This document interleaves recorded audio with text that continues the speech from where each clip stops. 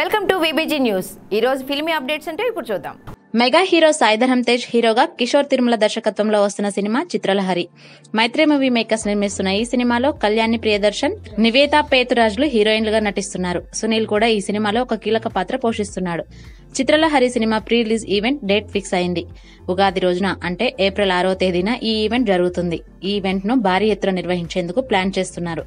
Recent గా release చేసిన 3 singles నెటిజన్లను ఆకట్టుకున్నాయి. 3 సింగిల్స్ తో పాటు టీజర్ కూడా కొత్తగా ఉండడంతో పాజిటివ్ బజ్ క్రియేట్ అయింది.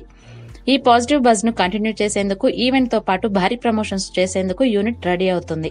రిలీజ్ కు 3 వారాల ముందే భారీ బిజినెస్ చేసుకుంది. థియేట్రికల్, శాటిలైట్, డిజిటల్ అన్ని కలుపుకొని దాదాపుగా 25 కోట్ల రూపాయలకు పైగా బిజినెస్ చేసుకుని నిర్మాతలకు టేబుల్ ప్రాఫిట్ ను అందించింది. ఈ సినిమా ఏప్రిల్ 12వ తేదీన రిలీజ్ చేయబోతున్నారు. ఈ సినిమాకు దేవిశ్రీ ప్రసాద్ సంగీతాన్ని సమకూరుస్తున్నారు.